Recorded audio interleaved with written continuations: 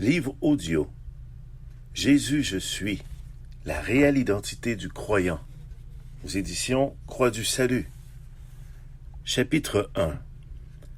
Jésus, je suis poursuit l'œuvre débutée dans Jésus, la puissance du royaume.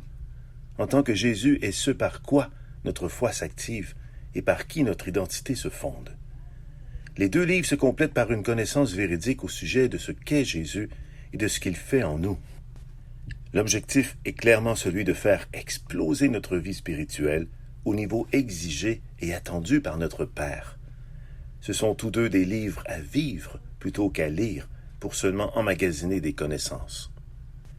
Tous deux issus de révélations divines, on a accès à la parole dans ce qu'elle a de plus puissant pour nos vies. Connaître son identité, ce n'est pas seulement savoir qui on est, c'est aussi agir, penser et voir tout par les valeurs qui la constituent. Si les croyants savaient qui ils sont en réalité, le monde tel que nous le connaissons ne serait plus le même.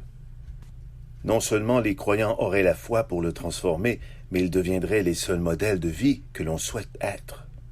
Les librairies ne vendraient plus autant de livres sur le développement personnel, puisqu'on pourrait identifier avec preuve ce qu'est une vie transformée par Jésus-Christ. Alors que la plupart se contentent de témoigner timidement leur foi, des gens attendent les signes, miracles et merveilles qui leur sont destinés, mais que nous retenons parce que nous refusons de vivre à la stature de notre rang céleste.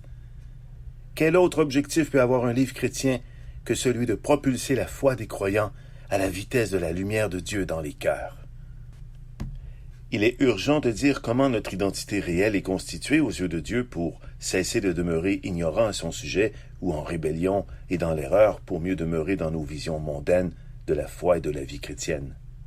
Il y a beaucoup de confusion entretenue dans les enseignements au sujet de l'identité du croyant qui doivent absolument être mises à la lumière de la parole pour leur abandon immédiat. Les enfants n'aiment pas qu'on leur dise qu'ils se trompent en croyant à des contes. C'est comme s'ils nous demandaient pourquoi leur avoir présenté ces histoires, écrites et filmées, si elles ne sont pas vraies. Les parents sourient et pensent que cela était nécessaire étant donné la stature de leur émerveillement, impossible à reproduire dans la réalité. La parole de Dieu serait-elle aussi une fable qui ne peut rivaliser à notre monde, nécessaire toutefois pour conserver l'émerveillement des adultes? Est-ce pour cette raison qu'on aime lire que Jésus faisait beaucoup de miracles, sans croire que cela nous est destiné à nous aussi?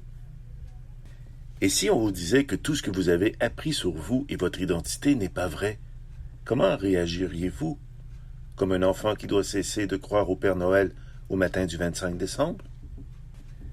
Ce qui est certain, c'est que tout ce qu'on croit savoir sur nous est caduc dans le royaume de Dieu, où rien de ce qu'on était ne subsiste, consumé par la résurrection et l'Esprit de Christ.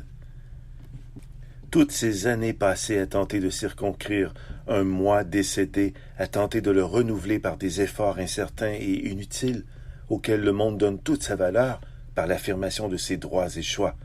Toute psychothérapie, même chrétienne, qui donne la parole à un moi blessé, toute sagesse accumulée au gré d'expériences douloureuses, transformée en réussite heureuse, toute identité de soi prise dans la famille, la société, l'éducation et les autres, toute tentative de poursuivre une vie de prière et de foi en demandant pour soi toute reconnaissance de l'autre comme entité unique et différente de moi.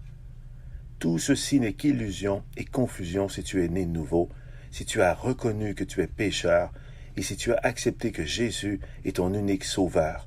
Rien de tout ceci n'est vrai. Je, moi, soi, ego sont tous morts. C'est un renversement complet qui s'est passé et qui t'est présenté ici. Évidemment, personne n'a raison sauf la parole de Dieu, et c'est le but de toute révélation de nous amener à la vérité, pour qu'on en soit transformé, pour que d'autres le soient aussi. Car il n'y a rien que Dieu fasse qui ne soit exclusivement que pour nous. Tout est toujours aussi pour un autre qu'il s'empressera de mettre sur notre chemin.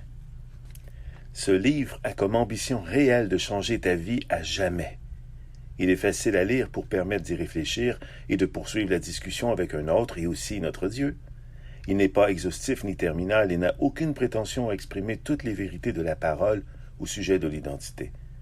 Son originalité est de partir de la révélation de Paul pour s'assurer qu'on ne demeure pas dans l'opinion humaine, mais qu'on soit enraciné dans l'image qu'a Dieu de nous lorsqu'il nous regarde. Car nous ne la soupçonnons pas toujours et il est urgent de la connaître. Quelle différence doit-il y avoir entre un croyant né nouveau et un non-croyant? Il faut que ce soit autre chose qu'un discours sur la foi et autre chose aussi qui ne soit pas qu'un appel à la vie éternelle par la peur d'un jugement divin écrasant. Mais on ne voit pas toujours la réelle différence entre celui qui professe Jésus et celui qui ne le fait pas, tant leur vie se ressemble, dans la santé comme dans la maladie et les épreuves qui semblent s'abattre sur les deux. L'un prie, l'autre pas, mais quelle différence au fond, se demandent certains. Ce livre parle de l'identité, car tout part de là. Si on se sent encore dans une vie terrestre tout en étant chrétien, notre identité est biaisée et ne contient pas de puissance pour vivre la vie que Christ a préparée pour nous. Quelle identité alors Jésus confère-t-il au nouveau-né dans la foi, et comment peut-elle tout révolutionner dans sa vie, au point qu'il sente et voit que tout a changé? C'est le but poursuivi de vous le dévoiler. Lorsqu'une chambre est éclairée, tout devient facile à voir, et même de l'extérieur. Si personne ne vous a jamais dit que vous étiez devenu comme Jésus, et que votre héritage divin était présent en vous, sans retenue et sans délai, votre jour J est arrivé, le royaume s'est approché, et vous y êtes maintenant. Ce qui doit arriver vous changera à tout jamais.